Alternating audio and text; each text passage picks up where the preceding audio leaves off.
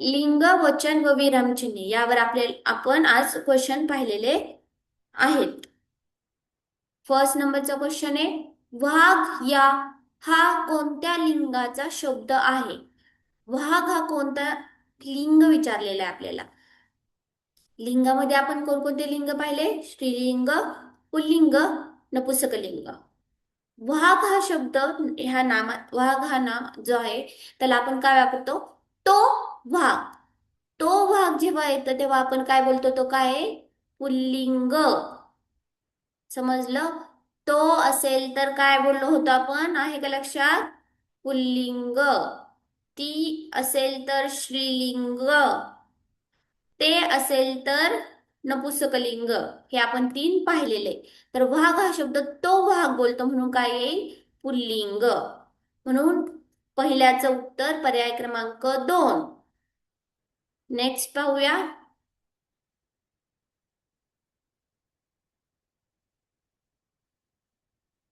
खालीलपैकी नपुंसकलिंग शब्द कोणता? आत्ताच मी तुम्हाला सांगितलं नपुंसकलिंग म्हणजे काय. नपुंसकलिंग शब्द केव्हा येतो?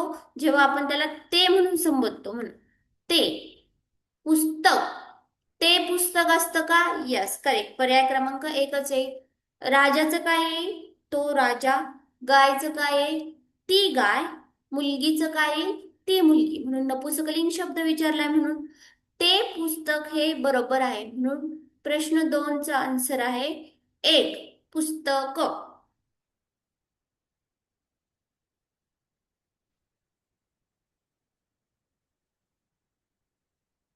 नेक्स्ट, पुस्तक या शब्दाचे अनेक वचन कोणते?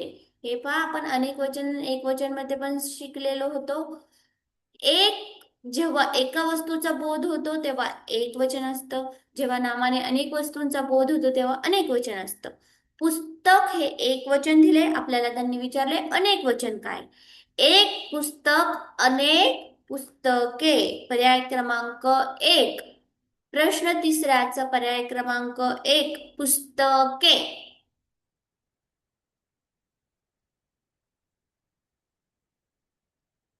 नेक्स्ट,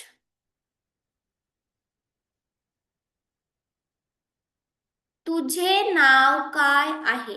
या वाक्यात कोणते विरामचिन्ह येईल? या वाक्यामध्ये काय हा प्रश्न विचारलेला आहे म्हणून हे वाक्य प्रश्नार्थी आहे. म्हणून या वाक्यात कोणतं विरामचिन्ह येईल? आहे नंतर न काय येईल? प्रश्नचिन्ह. पर्याय क्रमांक 3. चौथ्याचं 3, प्रश्नचिन्ह.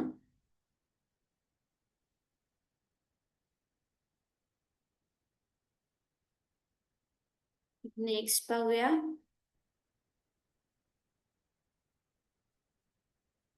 आई, बाबा आणि मी बाजारात गेलो. या वाक्यात कोणते विरामचिन्ह येईल? हे पहा, या वाक्यामध्ये एक तर विरामचिन्ह दिलेलं आहे त्यांनी, पूर्ण विरामचं इथे. पण आई आणि बाबांच्या मध्ये काय पाहिजे? स्वल्पविराम पाहिजे. म्हणून पर्याय क्रमांक 4 मध्ये स्वल्पविराम दिलाय. म्हणून प्रश्न 5व्याचं उत्तर 4, स्वल्पविराम. आई आणि बाबांच्या मध्ये स्वल्पविराम पाहिजे. एकाच नामाच्या जातीमधला आहे म्हणून. नेक्स्ट,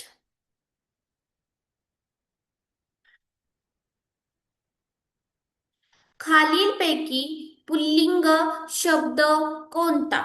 आता परत पुल्लिंग स्त्रीलिंग आलेलं आहे. पुल्लिंग शब्दासाठी आपण काय वापरतो? तो.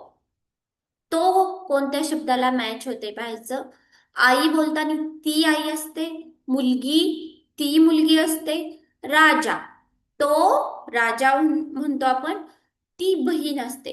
म्हणून आपल्याला पुल्लिंग शब्द विचारलाय तर तो राजा. पर्याय क्रमांक 3, 6चं 3, राजा.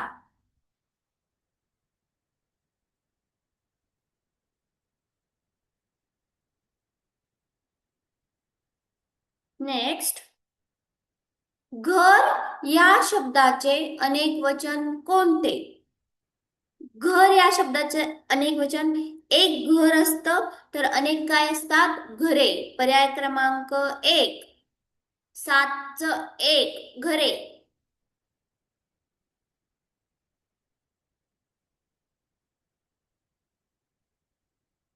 नेक्स्ट, खालीलपैकी एक वचन शब्द कोणता?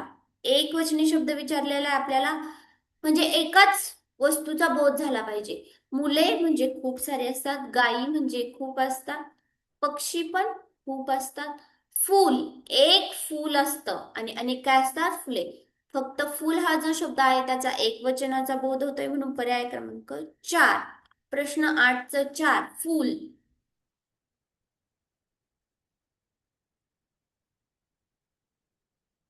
नेक्स्ट, राम शाळेत जातो या वाक्यात कोणते विरामचिन्ह येईल? राम शाळेत जातो इथे वाक्य पूर्ण झालेलं आहे. आपण शिकलो होतो, जेव्हा वाक्य पूर्ण होतो तेव्हा काय देतो आपण? वाक्यानंतर न पूर्ण विराम. पूर्ण विरामाला पहिला पर्याय आहे प्रश्न 9च 1 पूर्ण विराम.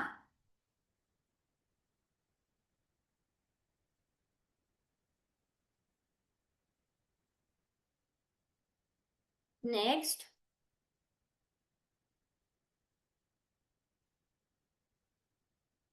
वा किती सुंदर फूल आहे या वाक्यात कोणते विरामचिन्ह येईल? हे पहा, इथे डॅश सुद्धा दिलेली आहे, तुम्हाला लगेच समजलं पाहिजे. वा काय झालेलं आहे इथं? आश्चर्यकारक झालेलं आहे, भावना व्यक्त झालेली आहे, म्हणून इथं काय येईल? उद्गारवाचक चिन्ह. उद्गारवाचक चिन्ह म्हणजे हे पर्याय क्रमांक 2 10च 2 उद्गारवाचक चिन्ह.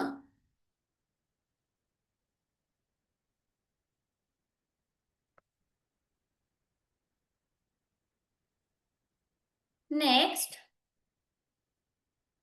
खालीलपैकी स्त्रीलिंग शब्द कोणता? स्त्रीलिंग शब्द विचारलाय आपल्याला. भाऊ, शिक्षक, राणी, मुलगा. स्त्रीलिंगीसाठी आपण काय वापरतो? ती. काय वापरतो? ती कशामध्ये यूज करतोय ह्या शब्दामध्ये? तो भाऊ असतो, ते शिक्षक असतात, ती राणी असते आणि तो मुलगा. ती राणी पर्याय क्रमांक 3 11च 3 राणी.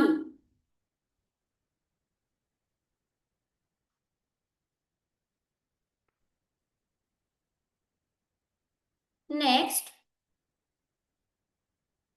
मुलगा या शब्दाचे स्त्रीलिंग कोणते? मुलगा या शब्दाचे काय सांगितले बघा, प्रश्न नीट पाहायचा. लिंग बदला आपण पाहिला होता एक चार्ट लास्टला. मुलगा, मुलगी, आई, बाबा, अजून काय पाहिलं होतं? मोर, लांडोर पाहिलं होतं ना, आठवते ना? मामा, मामी, काका, काकी, आई, वडील पाहिलं होतं ना हे? मग मुलगा या शब्दाचे स्त्रीलिंग, मुलगा हा शब्द पुल्लिंग मध्ये येतो, त्याचे स्त्रीलिंगी रूप काय असणार आहे? मुलगी. पर्याय क्रमांक 2 12च 2 मुलगी.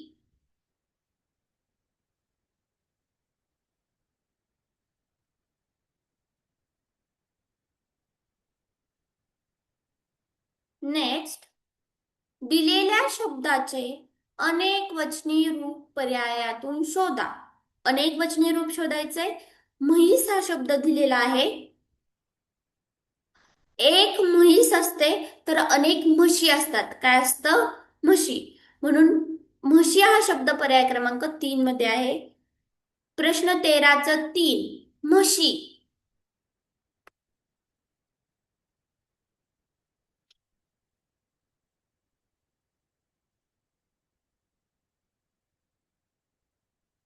नेक्स्ट, खालील पर्यायांपैकी एक वचनी शब्द ओळखा. एक वचनी एकाच शब्दाचा एकाच वस्तूचा बोध झाला पाहिजे, म्हणजे एक वचनी. घर, घरे, घरे दिलेले इथं म्हणून अनेक वस्तूचा बोध आहे. आरसे अनेक वस्तूचा बोध आहे.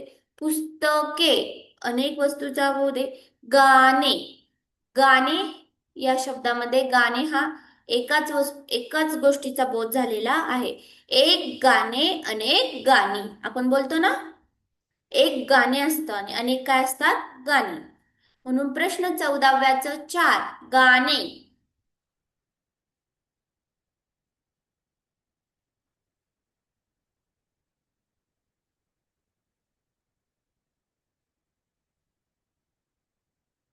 नेक्स्ट प्रश्न नीट पहा. खालील वाक्यातील विरामचिन्ह ओळखा व त्याचा पर्याय क्रमांक शोधा. वाक्यामध्ये विरामचिन्ह दिलेले आहेत, ती ओळखायची आणि त्याचा पर्याय पाहायचा. बागेत झेंडू, गुलाब, जास्वंदीची फुले आहेत. झेंडू नंतर कॉमा आहे, गुलाब नंतर कॉमा सॉरी स्वल्पविराम आहे आणि आहेत नंतर पूर्णविराम दिलेला आहे. म्हणजे या वाक्यामध्ये कोणते चिन्हांचा वापर केलेला आहे? स्वल्पविराम आणि पूर्णविराम. इथे बागेत नंतर स्वल्पविराम नव्हता पाहिजे. ठीक आहे. झेंडू, गुलाब यामध्ये तर दिलेला आहे स्वल्पविराम ना. स्वल्पविराम आणि पूर्णविराम. सी आणि डी. सी आणि डी वाला पर्याय ओ आहे. तिसरा प्रश्न 15च ती सी व डी स्वल्पविराम पूर्णविराम.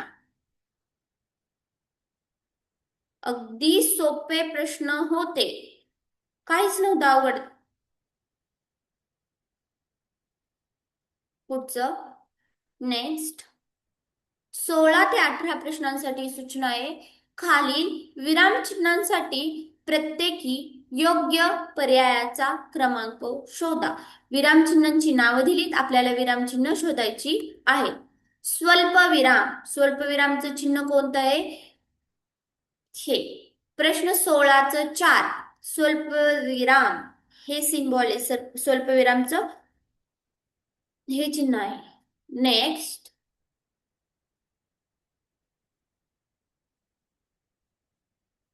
दुहेरी अवतरण चिन्ह. आपण पाहिली होती दुहेरी अवतरण चिन्ह, एकेरी अवतरण चिन्ह.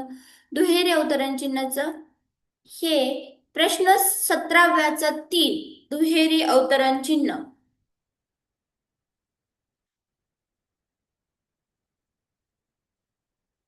नेक्स्ट उद्गार चिन्ह. उद्गार चिन्ह कोणतं आहे? आत्ताच आपण क्वेश्चन मध्ये पण पाहिलं होतं. उद्गार चिन्ह कशाने दर्शवतात? पर्याय क्रमांक 2. 18च 2 उद्गार चिन्ह.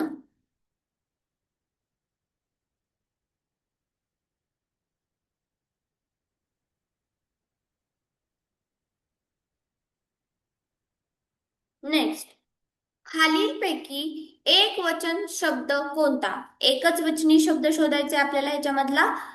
पुस्तके जास्त वस्तूंचा बोध होतो. झाड, झाड या शब्दामध्ये एकाच वस्तूचा बोध होतो म्हणून झाडच आहे. घरे जास्त आहे, फुलेमध्ये पण अनेक वस्तू आहे. पर्याय क्रमांक 2 मध्ये झाड मध्ये एकच शब्दाचा एकच वस्तूचा बोध होतो. प्रश्न 19 2 झाड.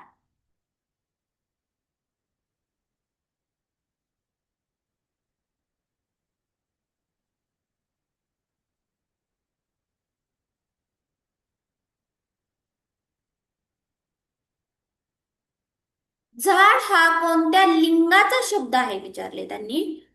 लिंग विचारले आपल्याला. लिंगामध्ये काय काय आहे? पुल्लिंग, स्त्रीलिंग, नपुंसकलिंग.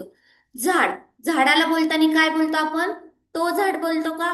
नाही. ती झाड नाही. काय बोलतो? ते झाड. तेचा जेव्हा वापर होतो तेव्हा कोणतं लिंग वापरायचं? नपुंसकलिंग. तिसरा प्रश्न 20चा 3 नपुंसकलिंग.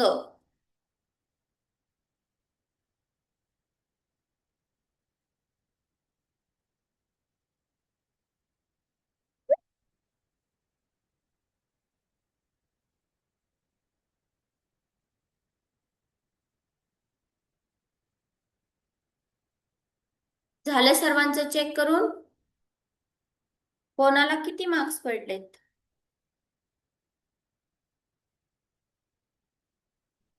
सर्व प्रश्न अगदी सोपे होते.